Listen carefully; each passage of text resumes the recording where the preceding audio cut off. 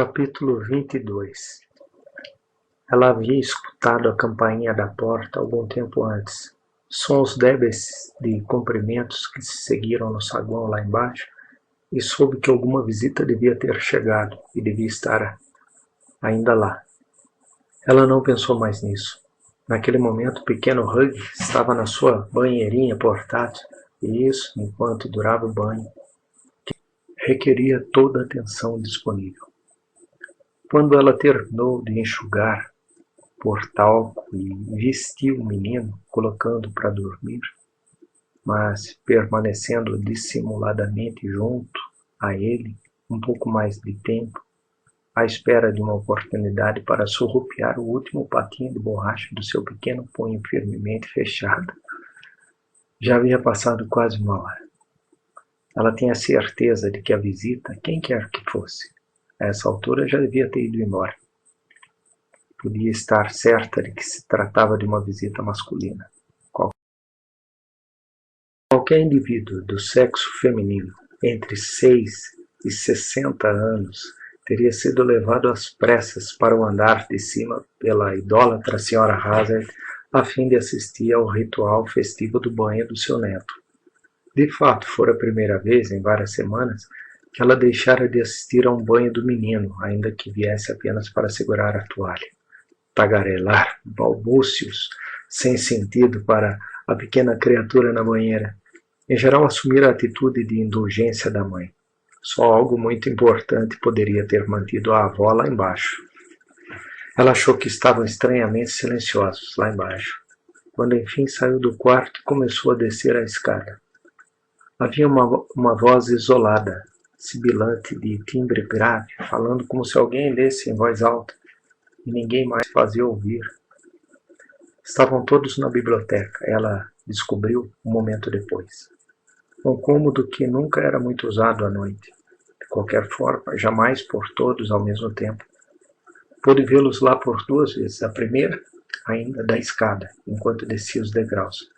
Depois, num olhar de relance, através da porta aberta, a uma distância menor, quando contornou o pé da escada e atravessou a sala diante da biblioteca. Os 3 se achavam lá dentro, e havia um homem com eles, a quem ela não conhecia, embora julgasse tê-lo visto antes 1 ou 2 vezes, como acontecera com todos que vinham a essa casa. Ele estava sentado junto à mesa, a luminária acesa, zumbindo em uma voz monótona de ladainha. Não era um livro. Parecia antes um relatório datilografado.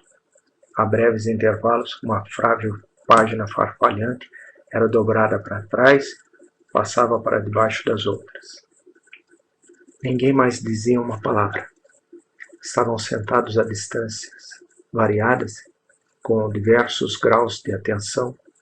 O Sr. Hazard estava debruçado sobre a mesa junto ao homem que falava, seguindo cada palavra bem de perto, de tempos em tempos, meneando a cabeça em sinal de benévola com a aprovação. A Sra. Hazard estava em uma poltrona, com um cesto no colo, remendando alguma coisa. Só de vez em quando erguia os olhos em um tênue esboço de participação. E Bill, como uma presença estranha, se achava apartado na extrema periferia do conclave, com uma perna pendente por sobre o braço da poltrona, a cabeça totalmente inclinada para trás, com um cachimbo saliente apontando na direção do teto, dando poucos sinais de que estava sequer ouvindo. Seus olhos tinham uma expressão de alinhamento, como se sua mente estivesse em outra parte, ao passo que o seu corpo, com zelo filial, se encontrava na biblioteca ao lado dos pais. Beatrice tentou entrar sem ser vista, mas a Sra. Hazard olhou na sua direção exatamente na hora errada. Surpreendeu sua figura de relance ao passar pela porta. Ali está ela, disse. Um instante depois, seu convite tardio a alcançou e deteve seus passos. Beatrice, entra aqui um momento, minha querida. Queremos você aqui. Ela virou-se e voltou atrás, com um repentino aperto na garganta. A voz sibilante interrompeu-se a fim de esperar. Um detetive particular? Não, não podia ser. Ela ouvira antes ali na casa, numa relação amistosa com a família, estava certa disso. mas aqueles papéis volumosos espalhados diante dele. Beatrice, você já conhece Ty Winthrop? Sim, lembro que já nos vimos antes. Ela se aproximou e apertou a mão do homem. Manteve os olhos cuidadosamente longe da mesa. Isso não foi fácil. Ty é o advogado de Donald, explicou a Sra. Hazard com indulgência.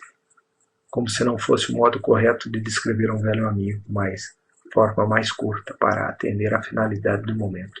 E rival no golfe, emendou o homem à mesa. Rival? Sr. Hazard grunhiu com repulsa. Não é isso que eu chamo de rivalidade, como você quer dar a entender. Um rival deve chegar pelo menos perto da gente. Um beneficiário da minha caridade seria uma expressão mais justa. A cabeça e o cachimbo de Bill haviam voltado para a posição horizontal. Se arrasa com ele, com uma das mãos amarradas nas costas, hein, pai? Investigou. Claro, a minha mão. Fuzilou o advogado com um piscar de olhos dirigido para Bill. Sobretudo no domingo passado. Ei, vocês três, Sra. Hazard, os repreendeu sorrindo. Tenho mais o que fazer. E Beatrice também. Não posso ficar aqui sentada a noite toda. Ficaram sérios de novo. Bill tinha levantado e puxado uma cadeira junto à mesa para ela sentar. Sente-se, Beatrice, e junte-se à festa, convidou. Sim, queremos que você escute isso, Beatrice, insistiu o Sr. Hazard, diante da hesitação da moça. Diz respeito a você. A mão dela tentou escapar traiçoeiramente para a garganta. Beatrice a manteve abaixada por pura força de vontade. Sentou-se um pouco constrangida. O advogado soltou um pigarro. Bem, acho que isso já resolve o problema, Donald. O restante permanece como antes. O Sr. Hazard puxou sua cadeira mais para perto. Tudo bem, tudo bem. Posso assinar agora? A Sra. Hazard cortou uma linha com os dentes, tendo terminado o que estava fazendo. Começava a recolocar as coisas no cesto, num preparativo para partir. É melhor contar primeiro para Beatrice. Do que se trata, querido? Não quer que ela saiba? Vou explicar para ela, propôs Winthrop. Posso resumir melhor do que você. Voltou-se para Beatrice e fitou-a de um modo amistoso por sobre as lentes dos seus óculos de leitura. Donald está alterando as disposições do seu testamento, acrescentando uma cláusula. Veja, no original, após a parte da Grace ter sido estabelecida, havia uma divisão meio a meio do restante entre Bill e Hugh. Pois bem, agora estamos alterando isso de modo que 1/4 do resíduo vá para Bill e o restante para você. Beatrice sentiu um ardor subir ao rosto, como se uma luz vermelha e abrasadora estivesse voltada para ele. Só nele, uma luz que todos ali podiam ver. Veio-lhe uma sensação agoniante de querer se afastar da mesa com um repelão e escapar da sala, de se achar presa ali em uma armadilha, na sua cadeira. Ela tentou falar com calma, controlando a voz, umedecendo os lábios 2 vezes. Não quero que o senhor faça isso. Não quero sem conta. Não encare a questão desse ponto de vista, disse Bill, com um riso cordial. Você não está privando ninguém de nada. Eu tenho os negócios de papai. Foi sugestão do próprio Bill, informou a Sra. Hazard. Dê aos 2 rapazes uma boa bolada em dinheiro, para começarem a vida, no dia em que cada um completou 21 anos. Ela agora estava de pé, fitando todos na sala, à sua volta, quase tomada pelo pânico. Não, por favor. Não ponha o meu nome nisso. Não quero que meu nome fique aí. Chegou a juntar as mãos, voltada para o Sr. Hazard. O senhor não vai me atender?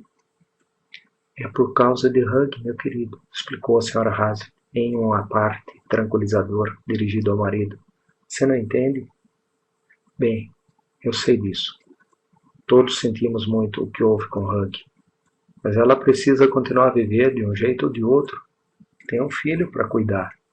Essas coisas não devem ser adiadas em nome de um sentimento. É preciso resolver o assunto na hora certa.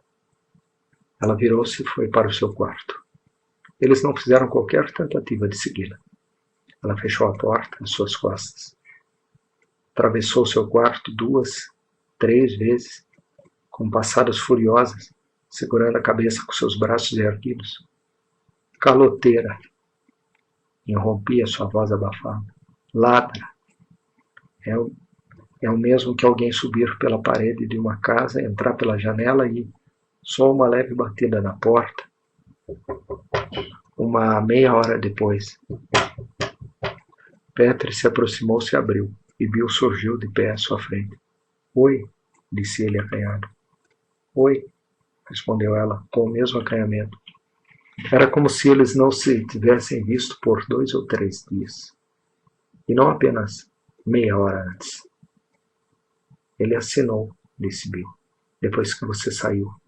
Whitrope levou o testamento de volta consigo, com assinaturas das testemunhas e tudo mais. Agora está feito. Queira você ou não? Ela nada respondeu. A batalha fora perdida antes, lá embaixo, e esse era apenas o comunicado definitivo. Bill a olhava de um jeito que ela não conseguia definir. Parecia haver em seu olhar partes iguais de julgamento perspicaz e de surda incompreensão, com um leve toque adicional de admiração. Sabe, disse ele, não entendo por que você agiu daquele modo. Não concordo com você. Acho que agiu de forma errada. Baixou um pouco a voz em tom de confidência. Mas de um jeito ou de outro, eu estou feliz por você ter agido assim. Gosto mais de você por ter reagido daquele modo. De repente estendeu a mão para ela. Vamos apertar a mão e nos dar boa noite?